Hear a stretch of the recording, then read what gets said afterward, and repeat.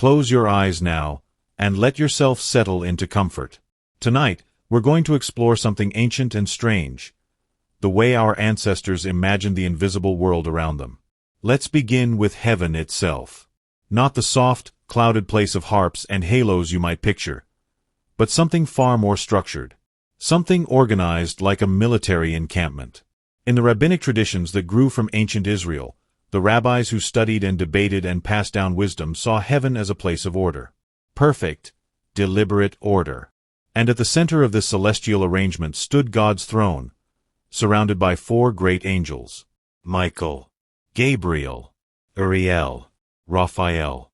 Perhaps you've heard these names before. They echo through centuries of art and literature. But in this ancient vision, they weren't simply messengers floating without purpose.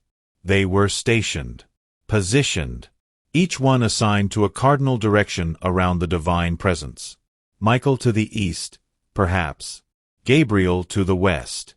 The traditions vary slightly, but the principle remains constant.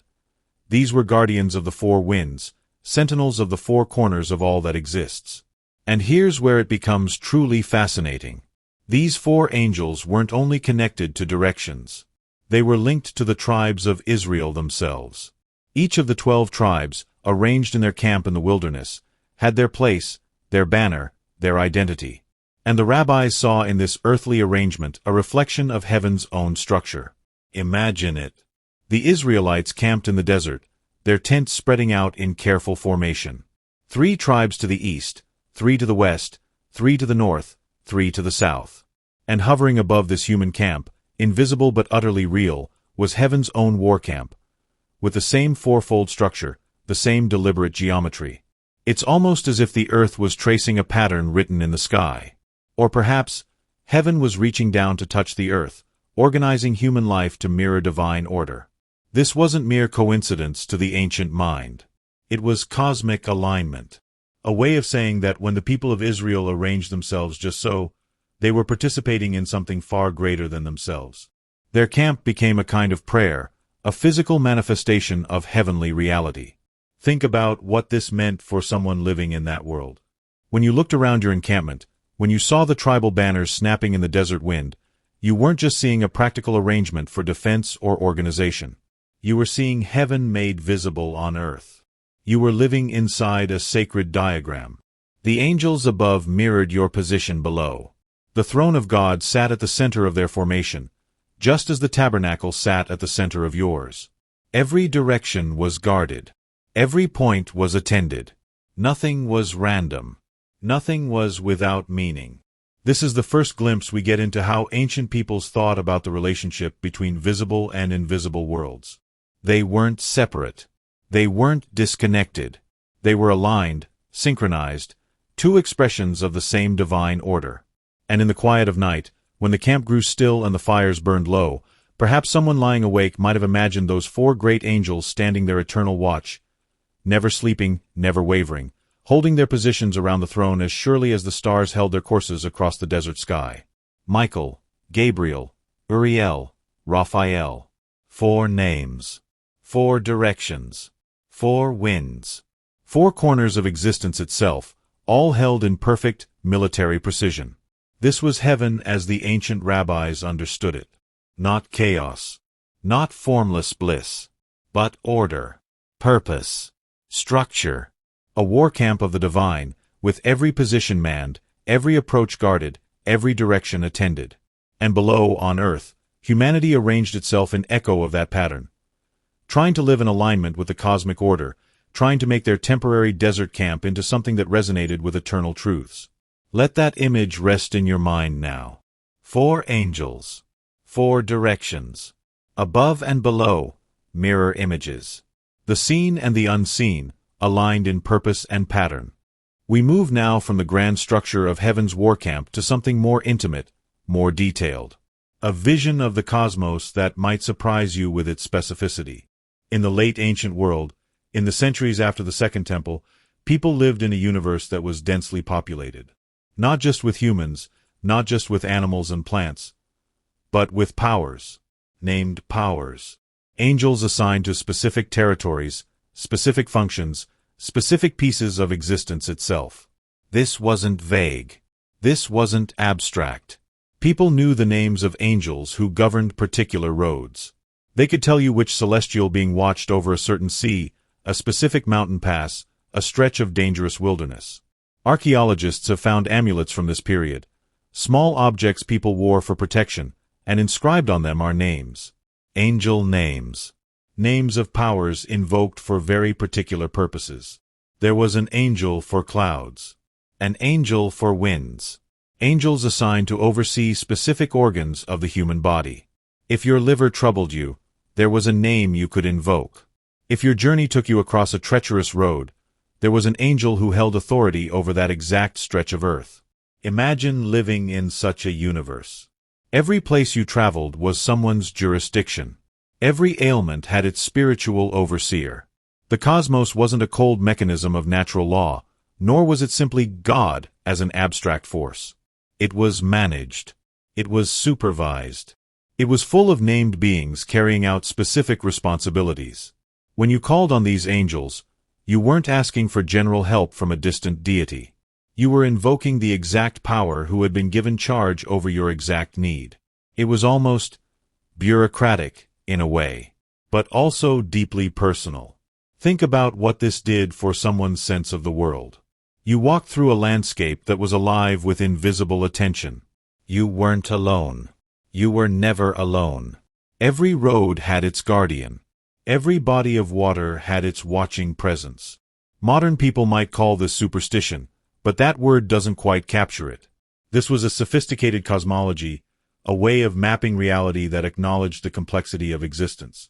The ancients looked at the world and saw not just matter and energy, but relationship, responsibility, hierarchy, and care. An angel over this sea. An angel over that mountain. An angel attending to the function of your heart as it beat in your chest. An angel concerned with the health of your kidneys, your eyes, your bones. The body itself became a temple of sorts, with different chambers watched over by different celestial attendants. Your flesh was a meeting place of heaven and earth, with named powers attending to its operation, its health, its proper functioning. And when something went wrong, when illness struck, when danger loomed, you didn't simply pray into the void. You called on the specific angel whose domain covered your need. You spoke their name. You asked for their intervention in the exact sphere where they held authority. This created a sense of intimacy with the invisible world. These weren't distant, abstract forces. They were specific. They had names. They had jurisdictions. You could learn them, remember them, call on them when the moment required. Some scholars today speak of this as angelology, the systematic study of angels and their functions. But for the people who lived in this worldview, it wasn't academic. It was practical knowledge. It was knowing which name to invoke when your child fell ill, which power to petition when you had to cross a dangerous pass, which guardian watched over the trade route you needed to travel. The cosmos, in this vision, is not an impersonal machine. It's not even just a creation of God, set in motion and left to run. It's actively managed, constantly attended, supervised by a vast hierarchy of named beings, each faithful to their appointed task. Every cloud that moved across the sky moved under angelic authority. Every gust of wind was directed by an assigned power. The rain that fell, the sun that rose, the very air you breathed, all of it was managed by specific celestial beings carrying out the will of the divine. And you, small human that you were, could speak their names. You could reach across the boundary between visible and invisible. You could invoke their aid, ask for their protection, request their intervention in your life. This is what the amulets were for. Small pieces of metal or stone, inscribed with names and symbols, worn close to the body. They were like reference guides to the invisible architecture of reality. They reminded you which angel to call when the need arose. They were maps of the unseen management structure of the cosmos itself. In the quiet moments, perhaps you held such an amulet and read the names inscribed there. Perhaps you whispered them like a prayer, like a reaching out across the boundary between worlds. Perhaps you felt, in some deep part of yourself, that your words were heard, that somewhere in the invisible machinery of existence, a named power turned its attention toward you. This was the universe as densely populated spiritual landscape. Not empty space dotted with matter, but a living map of invisible powers, each attending to their assigned domain, each waiting to be called by name. Let your breathing slow now. Let yourself sink deeper into rest. We're going to explore something beautiful. The idea that when ancient people gathered to pray, they weren't doing something separate from heaven. They were joining in. In the Second Temple period, in the centuries before and after the Common Era began, Jewish communities held a remarkable belief. When they came together for worship, when they lifted their voices in prayer and song, they weren't performing something earthly that heaven might notice.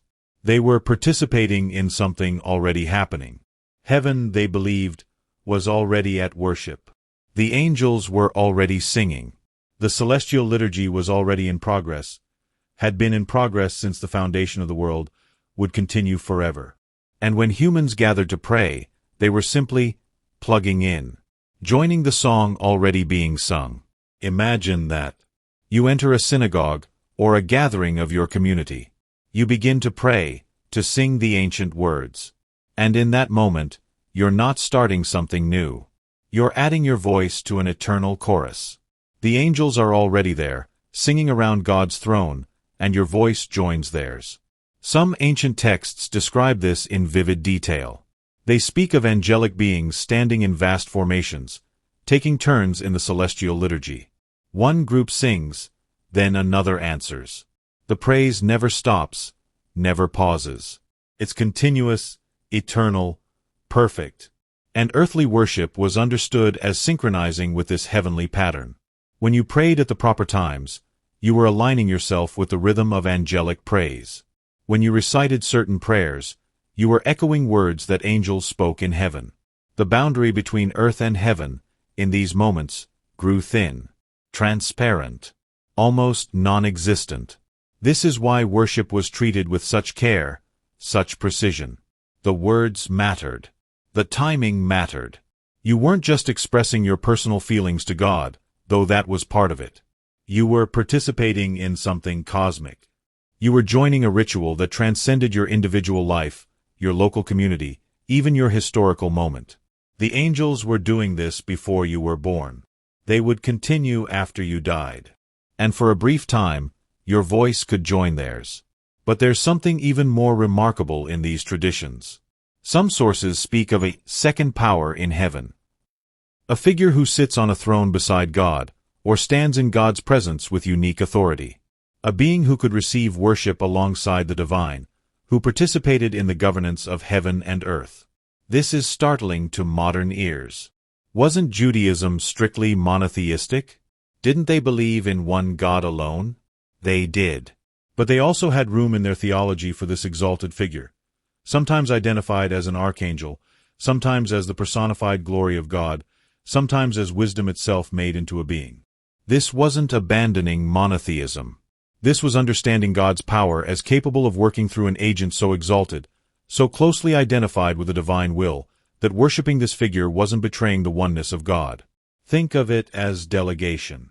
God's authority, God's glory, God's power, extended to a unique heavenly being who acts perfectly in accord with the divine will.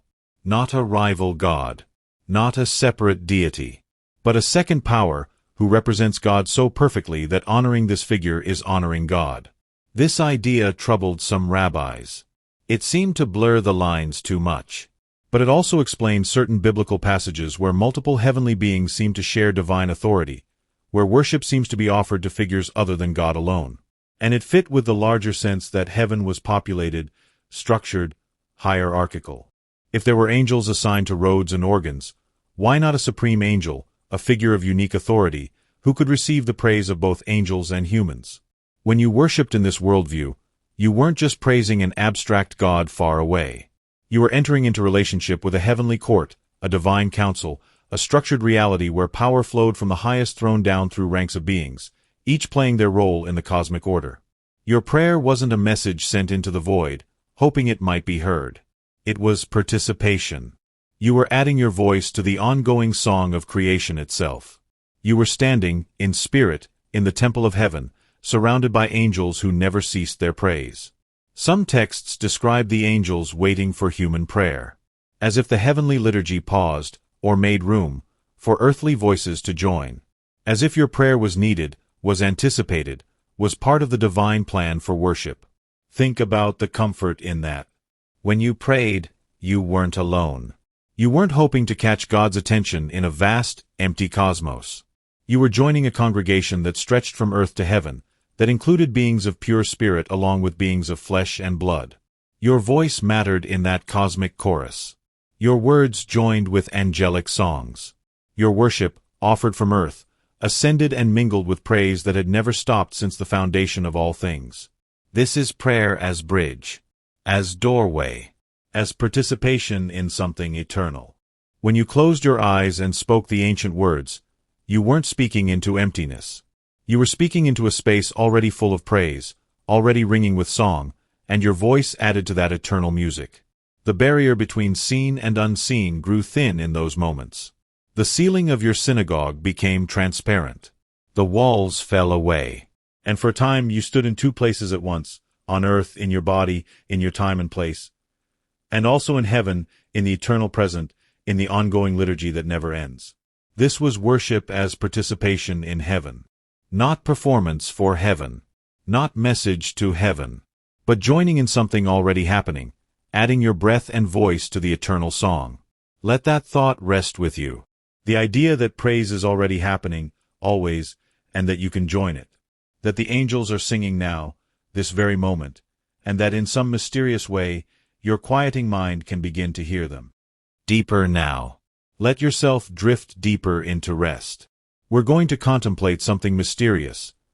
The way ancient visionaries tried to describe the indescribable. There's a problem at the heart of monotheism.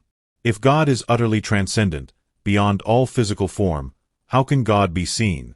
How can God be experienced? How can the infinite and eternal intersect with the finite and temporary? The prophet Ezekiel wrestled with this problem, and his visions give us one of the most remarkable solutions in ancient religious thought. Ezekiel saw visions. Strange, overwhelming, nearly incomprehensible visions. He saw living creatures with multiple faces and wings. He saw wheels within wheels, covered with eyes. And above all this celestial machinery, he saw a throne. And on the throne, something like the appearance of a human figure, glowing like amber and fire. He calls this the glory of God. The Kavod in Hebrew. And here's what's fascinating. Later commentators noticed that Ezekiel describes this glory almost as if it were a separate being. A radiant presence that represents God but seems to have its own distinct existence. This wasn't Ezekiel saying there were two gods. He remained firmly monotheistic. But he found language for something subtle and profound. The idea that God's presence in the world could take on a visible form, could be experienced as a distinct manifestation. Without this meaning, God had split into multiple deities. By the Second Temple period, many Jewish thinkers had developed this idea further. They spoke of the glory as a kind of visible expression of the invisible God. God's presence made manifest. God's power given form that human eyes could witness. Think of it as similar to light. The sun is one thing, an immense, burning sphere we cannot look upon directly. But sunlight is something else. The sun's energy extended across space, touching the earth, making life possible. The light isn't a separate sun. It's the sun's presence, made visible and experiential at a distance. The glory of God worked something like this in ancient thought. God remained one, transcendent, beyond all form. But God's glory, God's visible presence, could appear in the world, could be seen in visions, could manifest in the temple, could make the infinite somehow perceptible to finite creatures. Some texts speak of this glory as if it were almost a person. It speaks. It moves. It has will and power. It sits on a throne. It acts in the world with authority. This sounds strange to modern ears, perhaps even heretical. But for Second Temple Jews, this was a way of preserving both God's transcendence and God's immanence. God could remain utterly beyond all limitation, while also being present, active, visible in creation. The glory became a kind of interface between the infinite and the finite. A way for the unseeable to be seen. A bridge between absolute transcendence and earthly experience. And here's the profound part. Many scholars believe this concept helped early Christians understand Jesus. Here was a figure who could be called divine, who could receive worship, who embodied God's presence, but in a way that didn't require abandoning monotheism. The glory made flesh. But let's stay with the Jewish understanding, the Second Temple vision. When you read about God appearing in the temple, or walking in the Garden of Eden, or speaking from the burning bush, these weren't necessarily the transcendent God directly. They could be understood as manifestations of the glory. God's presence made visible and experiential without compromising God's ultimate transcendence. This solved a real theological problem. If God is purely spiritual, utterly beyond physical form, how did Moses see God face to face? How did Isaiah see the Lord seated on a throne? How did the divine presence dwell in the temple? The glory provided the answer. What they saw wasn't the essence of God, that remains forever beyond sight. What they saw was God's glory, God's visible manifestation, the radiant presence that makes the infinite somehow perceptible. Imagine the comfort this brought to people. The transcendent God wasn't so far away as to be utterly unreachable. The glory descended. The glory appeared. The glory dwelt among the people in the temple. You couldn't see God directly. No one could. But you could experience God's glory, and in experiencing the glory, you were experiencing God's presence. The glory was described as radiant, brilliant, sometimes almost unbearable to look upon.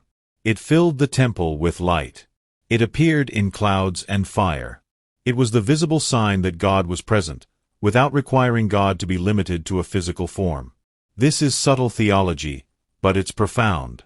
It allows for divine transcendence and divine presence simultaneously. God remains beyond all, while also being intimately near.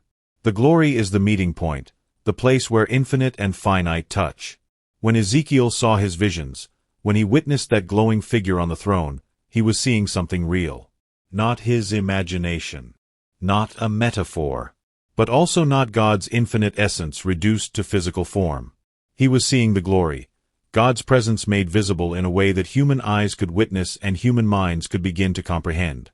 This hypostatization, as scholars call it, this treatment of God's glory as almost a distinct being, wasn't confusion or theological error. It was a sophisticated way of thinking about how the infinite relates to the finite, how the eternal breaks into time, how the invisible becomes visible. And it gave people hope. Because if the glory could descend, if it could appear in visions and dwell in temples, then God wasn't unreachably distant. God's presence could be known, experienced, encountered, not in God's full essence, which would overwhelm any created being, but in God's glory, which bridged the gap between heaven and earth. Let your mind rest on that image now. A radiant presence, glowing like amber and fire, sitting on a throne above the whirling wheels and strange living creatures. The glory of God. Visible. Experiential. Near. And yet still pointing beyond itself to the infinite source of all that exists. This is how the divine becomes visible without ceasing to be divine. This is how transcendence touches earth. Through glory. Through radiant presence. Through the visible manifestation of the invisible God. Rest now. Let the tension dissolve as we explore a very human contradiction. The struggle between what we believe and what we create.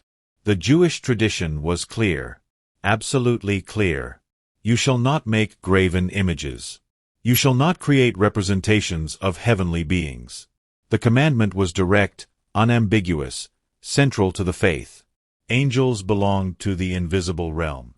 They were spirits. To make images of them would be to violate the boundary between seen and unseen, to drag the spiritual down into mere physical representation, to risk the kind of idolatry that had destroyed so many peoples. The rabbis reinforced this prohibition.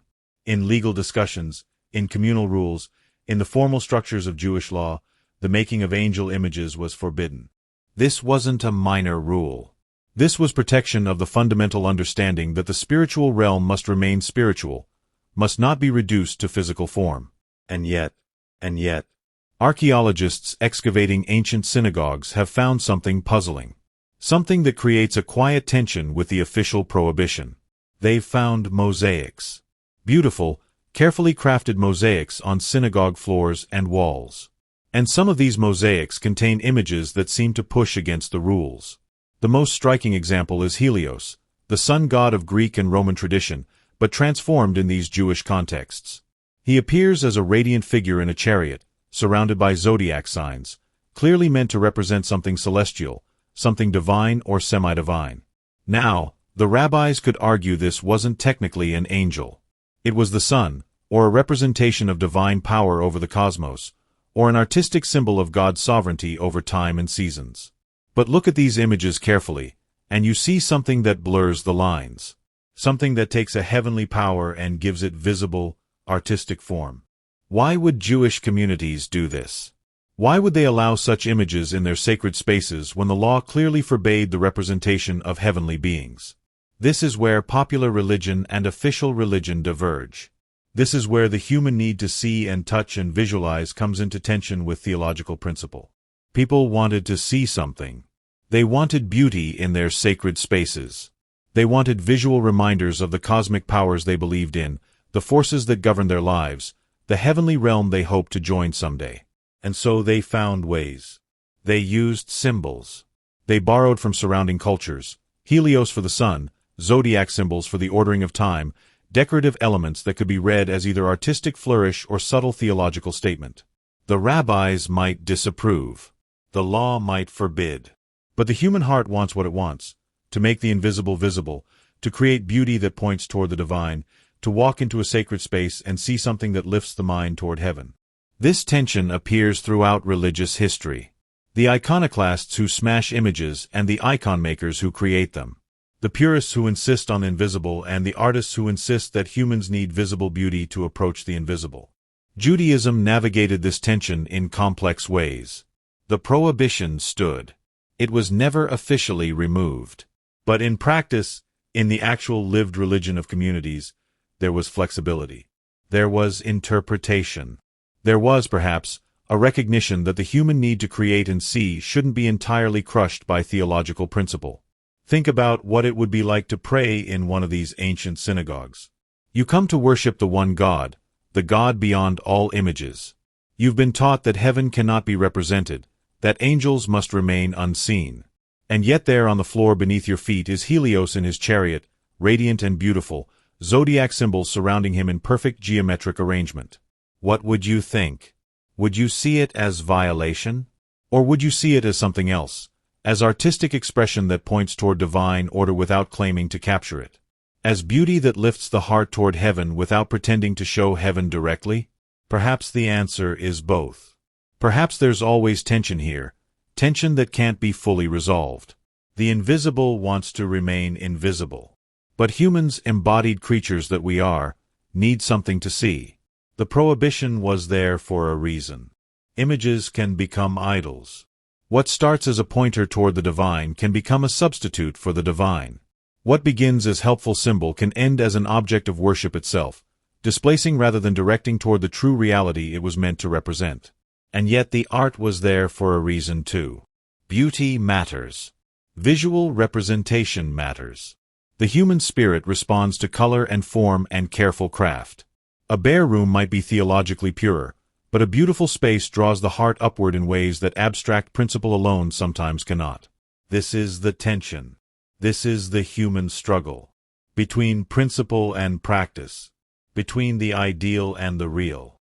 Between what we know should be true and what we find we need. The ancient synagogues with their Helios mosaics show us this tension preserved in stone and colored glass. They show us communities trying to honor the prohibition while also creating beauty. Trying to keep heaven invisible while also giving people something that reminds them heaven exists. And perhaps there's wisdom in living with this tension rather than resolving it too quickly. Perhaps the strictest iconoclast and the most devoted artist both have something to teach us. Perhaps the answer isn't to choose one side absolutely, but to hold both truths. The invisible must remain invisible, and yet humans need beauty to point them toward what they cannot see. Let that tension rest in your mind now. Not resolved, but held. The straining of the unseen to become visible. The prohibition and the art. The law and the mosaic. Both true. Both necessary. Both part of the full human response to the divine. Let yourself settle deeper. We're going to explore something darker now, but don't be afraid. We're safe here, and we're only watching from a distance. The ancient understanding of possession. The Gospels contain stories that disturb. Stories of people whose bodies were no longer entirely their own.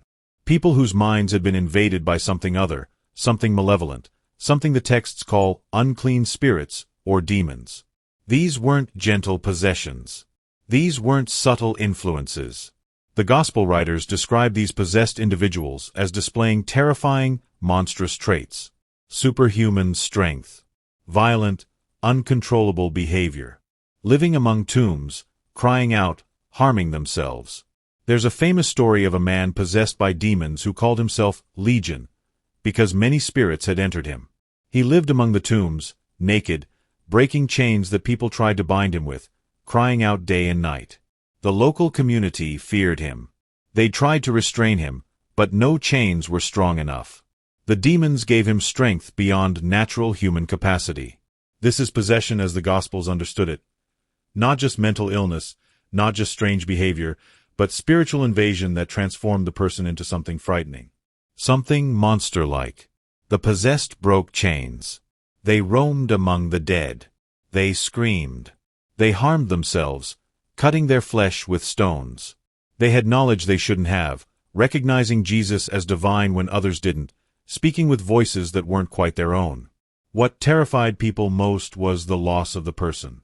The individual you knew was still physically present, same face, same body, but something else was speaking through them, controlling them, using their flesh for its own purposes. Imagine encountering such a person. You approach someone you once knew, and they look at you with eyes that aren't quite theirs. They speak in a voice that's wrong somehow. They display strength that shouldn't be possible. They know things they couldn't know. And beneath it all, you sense something inhuman using their body as a puppet. The Gospel writers emphasize this monstrous quality deliberately. They're showing that demonic possession wasn't a minor affliction. It wasn't like having an illness or a troubled mind. It was invasion, occupation, the human person pushed aside while something else took control. And this made the exorcisms all the more powerful. When Jesus confronted these spirits, when he commanded them to leave, he wasn't just healing illness. He was engaging in spiritual combat. He was confronting powers that had invaded human flesh, that had stolen human agency, that had turned people into frightening shells of themselves. The demons recognized him. They knew who he was before the crowds did. They cried out, sometimes pleading, sometimes defiant. "What do you want with us?" they would ask. "Have you come to torment us before the appointed time?" There's a whole theology implied in those questions. The demons knew there was an appointed time, a final judgment, a moment when their power would be broken completely. They knew Jesus had authority over them. They knew they were, in some sense, operating on borrowed time. And when he commanded them to depart, they did. Sometimes reluctantly, sometimes with dramatic exits, rushing into herds of pigs, or leaving with convulsions and screams. But they left. And the person left behind would be transformed. The monstrous strength gone. The violent behavior ceased. The individual restored to themselves, clothed and in their right mind, as one gospel puts it. The person returned. This is the frightening power of these stories. They show us people stolen from themselves, turned into something terrifying, and then restored. The spiritual invasion repelled. The human person recovered from occupation. The early communities that told and retold these stories understood them as demonstrations of power. Jesus had authority over the spiritual forces that could invade and control human bodies. He could confront the monstrous and restore the human. He could speak to demons and they had to obey. But there's something else here too. These stories acknowledge that spiritual evil is real and frightening. They don't minimize it. They don't explain it away as mere metaphor for mental illness or social disruption. They present it as genuine invasion, genuine spiritual combat, genuine danger. The possessed person living among tombs, breaking chains, crying in the wilderness. This is a frightening image. This is meant to be frightening. Because the spiritual conflict is serious. The powers that oppose human flourishing and divine purpose are real, and they can do real damage. And yet the stories also show that these powers are not ultimate. They recognize higher authority when confronted with it. They obey when commanded. They can be expelled, driven out, defeated. This is the balance the gospel writers strike. The danger is real, the possession is frightening, the transformation into something monstrous is genuine, the loss of self is terrifying. But the rescue is also real. The authority to restore and heal is present. The human person can be recovered from spiritual invasion. Let your mind rest on this truth. That even the most frightening spiritual realities are not ultimate. That even when evil seems to have invaded and occupied, restoration is possible. That monstrous strength can be overcome by authority that is greater. The possessed man among the tombs ended his story clothed and in his right mind, sitting at the feet of his healer. The supernatural strength that broke chains was gone. The violence was gone. The person was returned to himself. This is the promise embedded in these frightening stories. That spiritual invasion, no matter how thorough, is not permanent. That the self can be restored.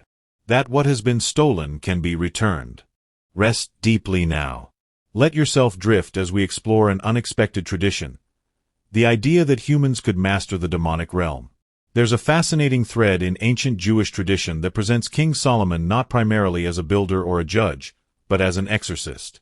A master over demons who possessed God-given knowledge to control and expel evil spirits. The Jewish historian Josephus, writing in the 1st century, describes Solomon as having received special wisdom from God about the nature of demons and how to control them. This wasn't just theoretical knowledge. According to Josephus, Solomon knew specific incantations, particular words of power that could command demons. He knew about certain roots and plants that could be used to expel evil spirits from human bodies. This tradition frames spiritual authority over demons as a form of wisdom. Not wild, chaotic magic. Not power grabbed from dark sources. But divine knowledge, carefully studied and properly applied. Josephus even describes a specific exorcism he claims to have witnessed. A man named Eliezer, one of Solomon's spiritual descendants, used a ring that contained a particular root underneath its seal. The exorcist would hold this ring under the nose of a possessed person while reciting Solomon's incantations. And Josephus claims the demon would be drawn out through the person's nostrils, expelled by the combination of the root's power and the authoritative words. To prove the exorcism had worked, Eliezer would command the departing demon to knock over a bowl of water placed some distance away. And according to Josephus, the bowl would tip over, visible proof that something had left the person and was exercising power in the physical world. Think about what this means. This is exorcism as technique, as knowledge that can be passed down, as wisdom that can be learned and applied. The contrast with wild, chaotic possession is deliberate. The demon brings disorder, strength without control, violation of the person. The exorcist brings order, specific knowledge, restoration of the person to themselves. Solomon's wisdom, in this tradition, included mastery over the spiritual forces that could harm humans. He could name them. He could control them. He could expel them. And this knowledge came from God, making it legitimate, holy, appropriate. This is very different from magic in the negative sense. Magic, in ancient thinking, often implied stealing power, using forbidden knowledge, trafficking with dangerous forces for selfish purposes. But Solomon's exorcistic wisdom was framed as divine gift. God gave him this knowledge to help people, to restore those who had been invaded by evil spirits. The roots and plants mentioned in these traditions are interesting. They connect spiritual power to the physical world. The demon might be a spirit, but it could be affected by material substances, by strong-smelling roots, by particular herbs. The boundary between spirit and matter wasn't absolute.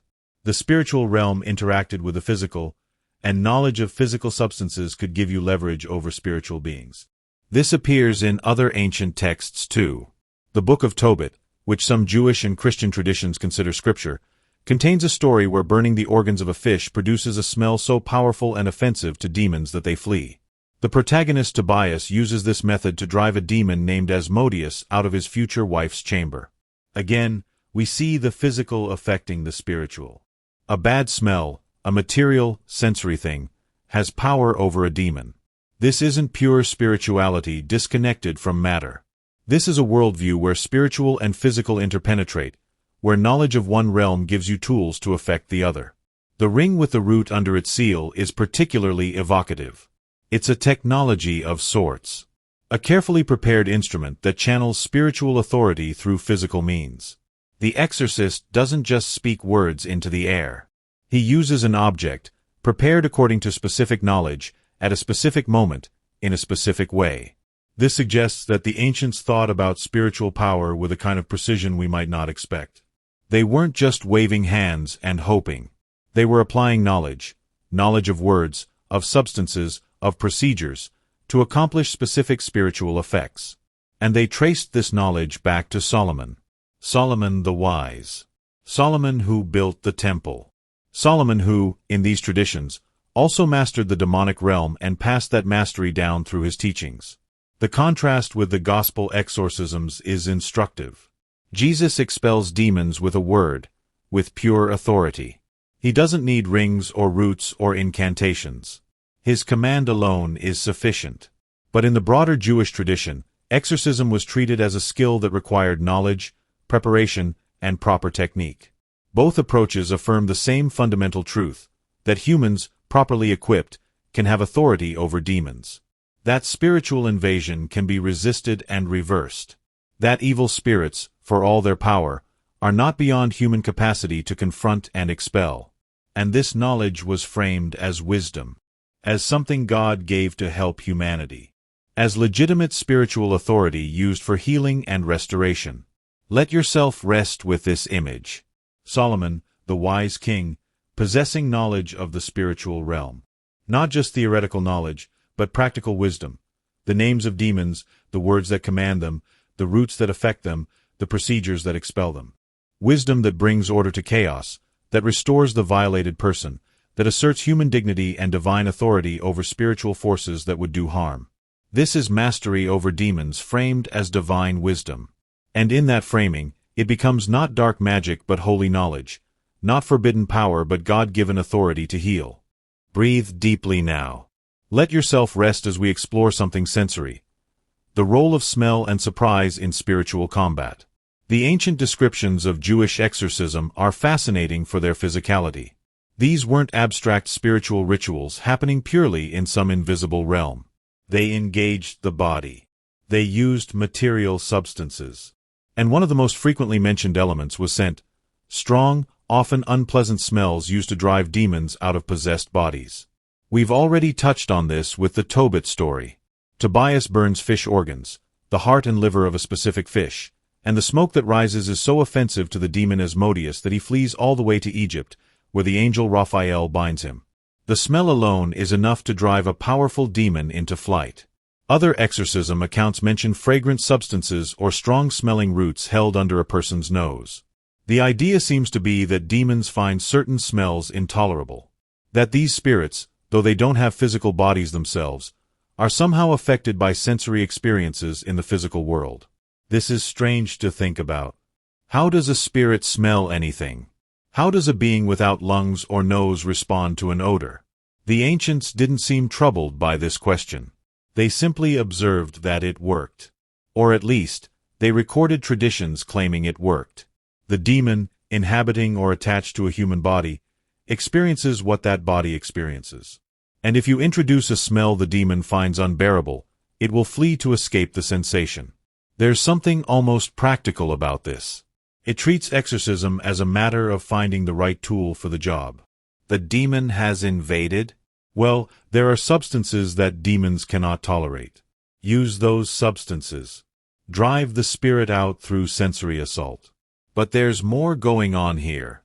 These exorcisms often involved an element of shock or surprise. The demon is comfortable in its occupation of the person. It's settled in, so to speak. And then suddenly, a powerful smell, a word of command, a ritual it didn't expect, and it's forced to respond, forced to react, forced out of its comfortable invasion. The bowl of water that tips over in Josephus's account serves a similar purpose. It's proof. It's demonstration. The demon, in its flight, knocks over the water to show that it has indeed left the person. It's a visible, physical sign of an invisible spiritual reality. This insistence on physical signs is important. The ancient exorcists understood that people needed to see something. It wasn't enough to say, "The demon is gone." You needed proof. You needed a knocked-over bowl, a visible change in the person's behavior, some tangible sign that the spiritual event had actually occurred. And the smells served multiple purposes. Yes, they drove the demon out. But they also engaged the witness's senses. Everyone present could smell the burning fish organs or the pungent root. Everyone's body was involved in the ritual, not just the possessed person's. The exorcism became a communal, sensory experience. This is exorcism that doesn't separate spiritual and physical. The battle happens in both realms at once. Words of power are spoken, that's spiritual. But substances are burned, smells fill the air, the demon is driven through the possessed person's nostrils, that's physical. Heaven and earth, spirit and matter, all engaged in the same struggle. There's wisdom in this approach. It acknowledges that humans are embodied beings. We're not pure spirits who can engage in abstract spiritual combat. We need our senses involved. We need to smell and see and hear what's happening. We need physical signs of spiritual realities. And apparently, demons, for all their power, are subject to this interpenetration of spiritual and physical too. They may be spirits, but they can be affected by material substances. They may be invisible, but their departure can be made visible through physical signs. The ancient exorcists were, in their way, scientists of the spiritual realm. They observed what worked. They noted which substances affected which spirits. They developed procedures, techniques, reproducible methods. This demon responds to this smell. That demon can be driven out with these words. Here's how you prepare the ring with the root. Here's when you apply it. It's almost as if the spiritual realm, for all its mystery, operated according to principles that could be learned and applied. Not arbitrary, not chaotic, but ordered, knowable, subject to technique when you had the right knowledge. And that knowledge was preserved and passed down. Solomon's wisdom. The exorcist's craft. The traditions of how to confront and expel evil spirits, using both spiritual authority and physical substances, engaging both seen and unseen realms in the work of restoration. Let your mind rest on this image now. The exorcist approaching with a prepared ring, the root under the seal. The possessed person, struggling, invaded by something other. The ring held close, the word spoken, the smell released. And then, movement. The demon departing. The bowl knocked over. The person restored, breathing free, themselves again. The spiritual battle grounded in physical reality. Scent and shock. Words and substances. All working together to drive out what had invaded, to restore what had been stolen, to return the person to themselves. Let yourself drift deeper. We're going to explore something that ancient people understood perhaps better than we do today. That evil itself has structure. In the later biblical texts and early Christian writings, a name appears with chilling regularity, Beelzebul. Sometimes spelled Beelzebub. A figure described as the prince of demons. Not just a demon. Not just one evil spirit among many. But a prince. A ruler. A figure with authority over other demons, who commands them, who organizes them, who stands at the head of a hierarchy of evil. This is a remarkable concept. Evil isn't chaos, or rather, it isn't only chaos. It has structure. It has organization. It mirrors, in its dark way, the very order of heaven it opposes. Think about what this implies. If heaven has its hierarchies, angels organized by rank and function, with archangels at the top and lesser angels beneath, then hell has its hierarchies too. Demons organized under princes. Evil spirits answering to greater powers. Malevolence with a chain of command. Beelzebul sits at or near the top of this dark hierarchy. When Jesus performs exorcisms in the Gospels, his enemies accuse him of casting out demons by the power of Beelzebul, by the authority of the prince of demons himself. It's a twisted accusation, suggesting Jesus is allied with the chief of evil to control lesser evils. Jesus' response is illuminating.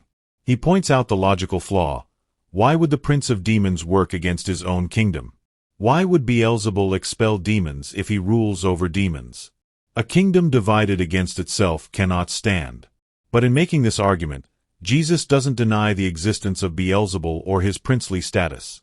He accepts the premise that there is such a ruler, such a hierarchy, such a structure to evil. He simply denies being allied with it. Later Christian tradition often equates Beelzebul with Satan, treating them as two names for the same figure, the chief adversary of God and humanity. But the biblical texts themselves are more ambiguous. Beelzebul is named as a prince of demons. Satan is described as the accuser, the adversary, the one who tests. They may be the same figure. They may be distinct but allied powers. The texts don't make it entirely clear. What is clear is that evil has leadership. It has organization. Just as heaven's forces are structured and directed, so are hell's. This creates a kind of symmetry, but inverted. Heaven has Michael the archangel, commanding angels in warfare against evil. Hell has its prince, commanding demons in warfare against good. Heaven has hierarchies of angels, each with their role and rank. Hell has hierarchies of demons, organized in dark mimicry of celestial order. This makes sense in the ancient worldview. Order is fundamental to reality. Even rebellion against divine order has to organize itself to be effective. Even chaos, to accomplish anything, needs structure. And so evil has its princes, its commanders, its hierarchies. Beelzebul at the top, or near it, with ranks of lesser demons beneath, each perhaps with their own domain, their own specialty, their own role in the work of opposition to divine purpose. When an exorcist expelled a demon, they weren't just dealing with an isolated evil spirit. They were confronting a member of an organization, a soldier in an army, a servant of the prince of demons. And the demon, when expelled, might report back to its superiors. The exorcism might be noted by the hierarchy. The power that expelled the demon might be assessed by those higher up the dark chain of command. This adds drama to the spiritual combat described in these texts. It's not just individual skirmishes. It's part of a larger war. A war with structure on both sides. Hierarchies in conflict. Orders given and obeyed. Strategies and counter-strategies. The Prince of Demons stands as a dark reflection of the archangels. Where Michael leads heavenly armies in defense of divine purposes, Beelzebul leads demonic forces in opposition. Where angelic hierarchies serve to organize goodness and blessing, demonic hierarchies serve to organize evil and curse. But here's what's crucial. Even at the top of the demonic hierarchy, even the Prince of Demons is not ultimate. Beelzebul, for all his princely status, operates within limits. He and his demons recognize higher authority when they encounter it. They obey when commanded by sufficient power. They know their opposition to God's purposes will ultimately fail. The demons know there's an appointed time when their power will be broken. The prince knows his princedom is temporary. Even the hierarchy of evil is subject to a greater authority, and it knows it. This is where the symmetry between heaven and hell breaks down. Heaven's hierarchies serve ultimate power. Hell's hierarchies oppose it, but cannot overcome it. Heaven's order is aligned with reality itself. Hell's order is rebellion against reality, doomed to eventual defeat. And yet, for now, the hierarchy of evil stands. Demons are organized. They have leadership. They work together, in their dark way, to oppose human flourishing and divine purpose. The spiritual combat is real, structured, ongoing. Let yourself rest with this truth. Evil has structure, but that structure is not ultimate. There is a hierarchy of darkness, but it operates within limits set by light. There are princes of demons, but they are not kings. They rule temporarily over a rebellion that cannot finally succeed. Even evil, in organizing itself, testifies to the primacy of order. Even in opposition, it mirrors the structure of what it opposes. And that mirroring, that dark reflection, reveals that order is fundamental. So fundamental that even chaos must organize itself to function at all. Rest now.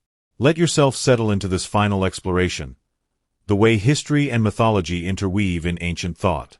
When biblical writers described hostile empires, Egypt, Babylon, Assyria, they didn't always use straightforward political language. Sometimes they reached for something older, something more primal. They described these nations as monsters, as chaos beasts.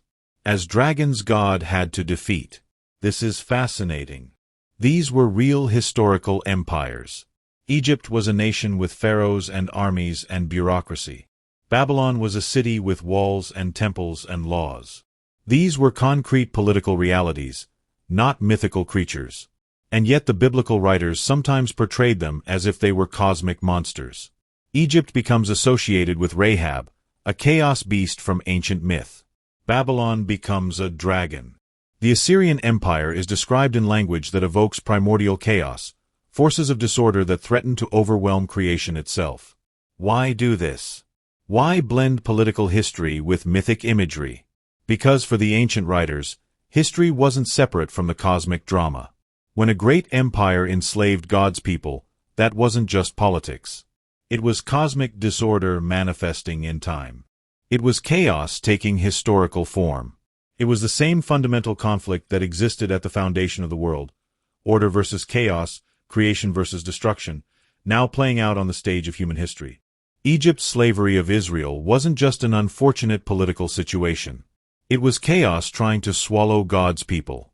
And the Exodus wasn't just escape from slavery. It was God defeating the chaos monster, just as God defeated chaos to create the world in the first place. The pattern repeats. Babylon conquers Jerusalem, destroys the temple, exiles the people. And prophetic texts describe this in terms that echo ancient creation stories. Chaos rising up, threatening to return everything to disorder, God's ordered creation under assault. But then God acts. God defeats the monster empire. God brings order out of chaos again. God restores the people, just as God once separated light from darkness at creation. This doubling of meaning, historical event and cosmic drama happening simultaneously, gave ancient people a way to understand their suffering. When your nation is conquered, when you're enslaved or exiled, it's not just bad luck or political misfortune. It's participating in the fundamental story of reality itself.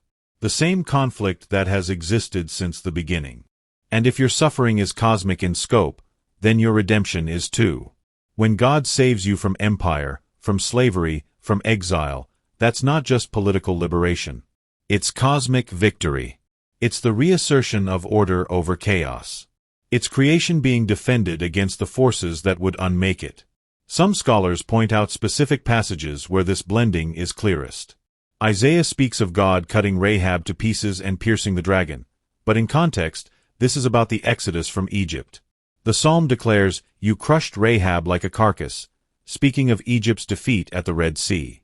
Prophetic texts describe Babylon as a dragon that has swallowed Jerusalem, and God promising to make the dragon disgorge what it has swallowed. The empire becomes the monster. The political becomes mythic. History becomes part of the oldest story. And this works both ways. The ancient creation stories, the myths of God defeating chaos beasts to establish order, these aren't just prehistoric events. They're patterns that repeat throughout history. Every time God saves people from empire, it's the same act. Creation being defended. Order being reasserted.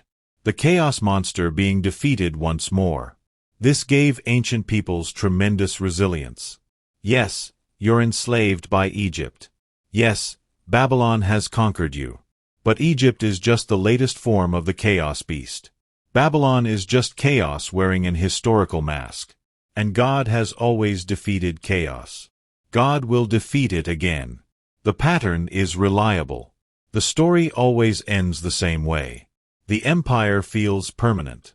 The monster seems invincible. But empires fall. Monsters are slain.